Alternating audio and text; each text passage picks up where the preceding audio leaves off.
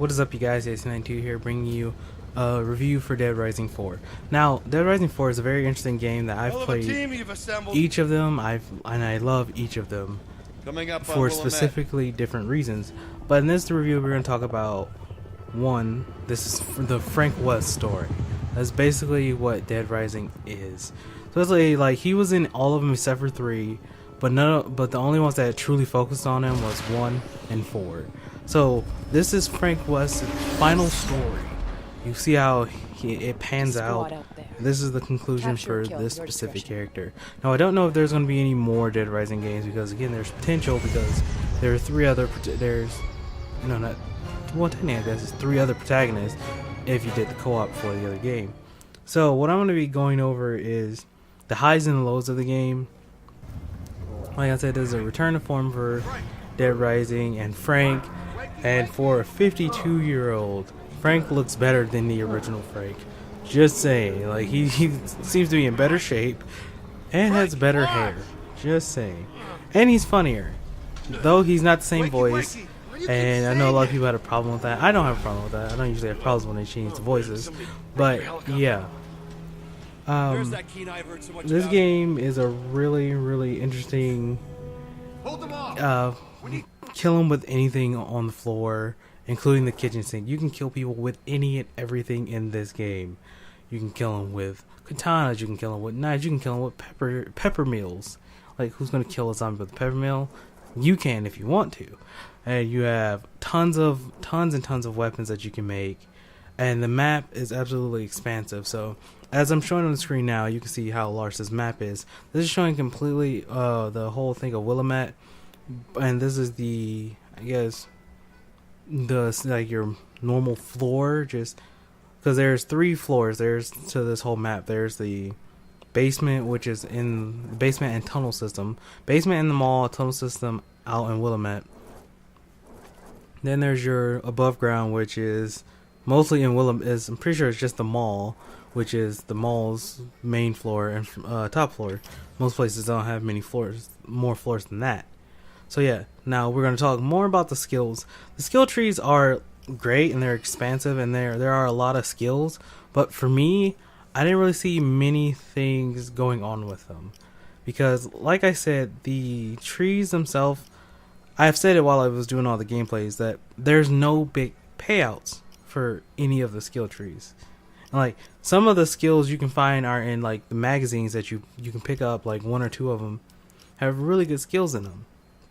And you don't have to pay anything for that skill. You just have to find the magazine for it, which again is kind of like ruins the whole point of earning it if you can just stumble across it, because that's exactly what happened with mine.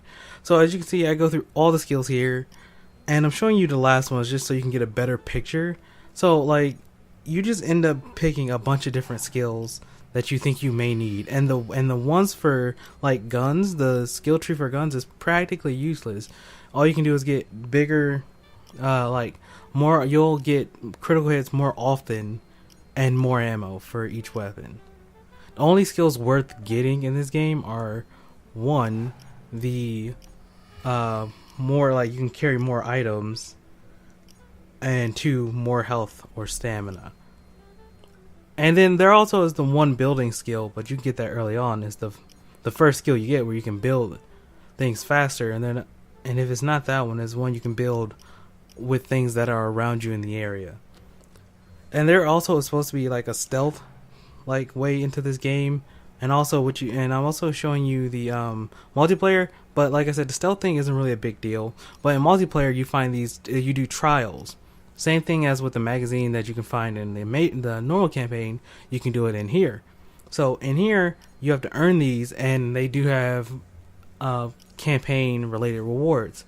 Like some of the campaign weapons can become gold. Gold weapons last longer, and I think they do more damage. Though for some reason, these are the more rewarding skill trees, which are the more challenging ones. So from there, we're gonna go to the combo guide. As you can see, I don't have everything unlocked, but there's quite a few. There's like 20 in some, 14 in the other, 8, 18. There's a lot of different things. I have yet to collect all of the blueprints, and to be honest, I don't think it really matters if you do or don't. doesn't change the way the game ends or anything. But another thing that I would like to talk about is, besides the weapons, like some of them my favorite ones, like the toy cannon that you can turn into like a real bazooka, and the laser guns, any of the ones that use energy. Those are awesome weapons, and the Blambo, one of my favorite weapons in the game. Really good. The way it sends them flying, and it's really good to see. And as for the vehicles, not a ton of vehicles, but again, how many combo vehicles and weapons do you think you can make? I think this is more of a, they kept people's favorites. As well, they did add some new stuff, but I think they were like, over all the games, what was the most favorite parts of each game? The combo weapons, yes. The like kill them with everything, yes. The combo anything, yes. The same Frank West that everybody has loved since the beginning of the game. And like besides that, there are like, because the game needs more to it. Like the story is fine, but it doesn't feel like there's enough to do that's not just free roam. So they also do have trials, as I'm showing you now. Trials to get more PP, scrap, and you can even get level up points for them. And you can get, like I'm saying, showing you right now, these are the loot things that you can get from the multiplayer that applies to in game. And I get that's really weird to do that, but I guess you can. So yeah, I guess they last longer and they're stronger. So I mean, assuming that that's a really good thing. But in this game, you don't really need to worry about your weapons doing as much damage as them lasting longer. So in which there's a skill that counteracts that in the first place. So there's a lot of different aspects to this game. And so we'll start with the pros, and I will put them on screen. Pros is that the storyline is awesome, and Frank West, of course, the legend himself, is back as the main protagonist. And throughout this, you still get to see the same psychopaths that you would in any other game, just that they're not there's no longer a focus on it. There's no more I ran into them on accident. They tell you where they are. And I know they did that in 3, but they really didn't do them in 1 and 2. I mean, they gave you a general idea, but you could, like, in 1, you could just run into the psychopaths anytime you wanted and not know what the hell was going on. That was personally one of my favorite parts of the game, running into people that you may not be able to beat because you didn't know who the hell they were, what they actually did. So in the map, like I said, the map is pretty big. It's pretty sure it's about as big as Dead Rising 3, maybe a little bit smaller, but a lot more zombies, because at the time that's when they were just now figuring out the new console, so they learned how to optimize them better, and it really shows in this game. Like, graphically, the game is really good, and it's very stable. Like, there's no freezing. There are loading screens, I believe, but they're not like a big deal. So yeah, they're like, okay, yeah, sure, it's a loading screen. The leveling system, again, as I said, it is a good thing because there's so many different trees, and if you want to focus on one thing, you can. Or if you want to be a jack of all trades, which usually that's how I go into a game.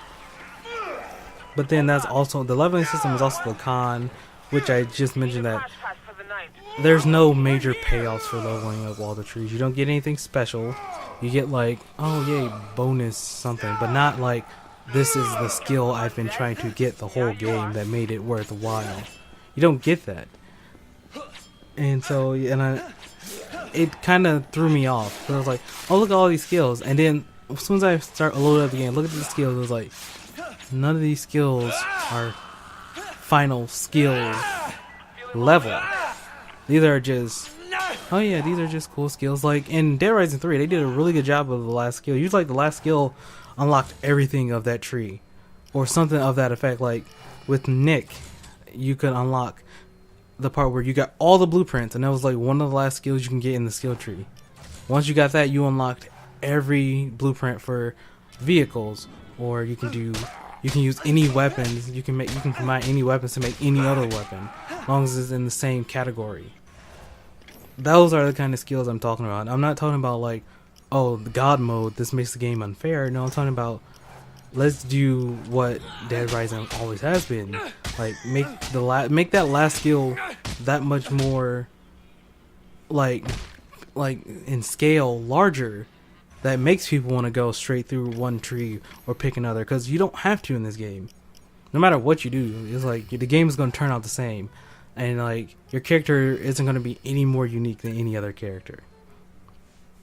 So that's one of the big drawbacks for this game for me, is that, oh, my friend Frank West, or multiplayer character, is exactly the same as, well, me. Just, I have more ammo. And that's about it. And so, along with that, another one of the cons are the difficulty. And I don't believe Dead Rising has ever truly had like a difficulty system. And maybe it's because I was over leveled at a point where it was just no longer a challenge. I think I only died like once or twice, and I think that was in like the same part where I got caught on fire. That was it. It's like I rarely died in the game. It really wasn't as challenging as I felt it should have been. And also, so for final thing to wrap up is the boss fight. The boss fight, which I will put some of it in the video, wasn't that great. I mean, it really was more of a patience game than a, oh, I'm gonna be killed at any given time. Well, there was so much food around that it didn't matter. He could have hit me 5 or 6 times, which he did, and I could just go, oh, there goes some health, let me get it. There was too much health around there, and also the mechs, like, I kind of didn't like the idea of being in a mech.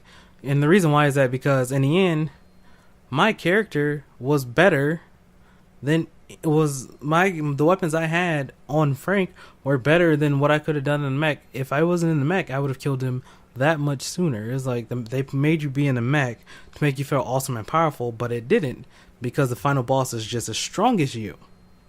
So, and if you were already stronger than before you got into the mech, made it all irrelevant. So yeah, that was a huge gripe for me.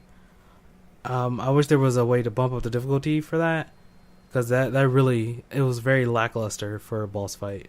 Like, especially for this is the end. And it didn't feel like a final boss fight. It felt like a side mission more so. A really long side mission. So also, I'm going to say also again, for the final part of this game, that I actually loved, because for some reason not many people do it right, and that's the way they ended Frank's story. And for those who don't know, this is a review, so before I say anything, spoiler alert, even though you're watching the review so you already know there's spoilers, Frank West actually dies in the end, and not just in the I'm Frank West die, it's in a self-sacrifice way. Like the chopper is being brought down and he dies. He lets go so they can escape, and he dies.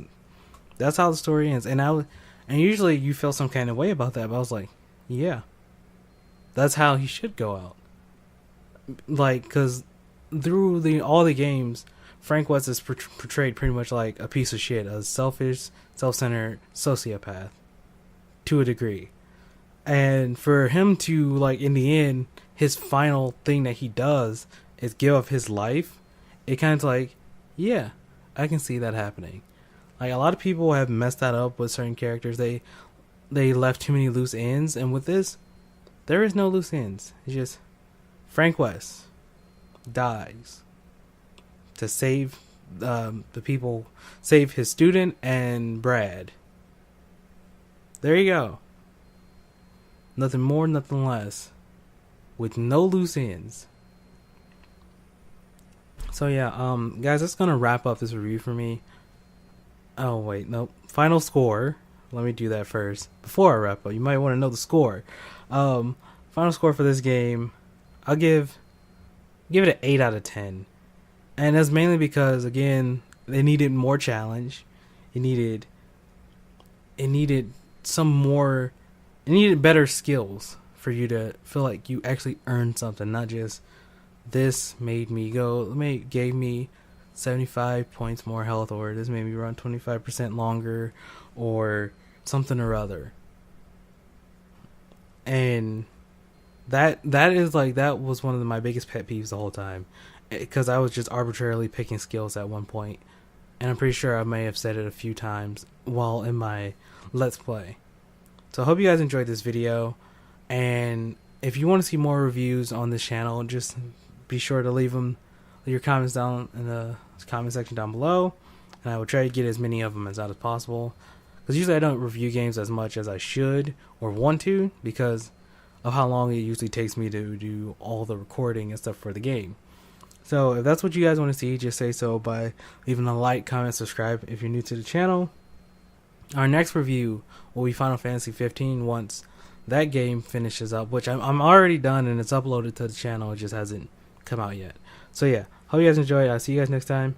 Ice King out.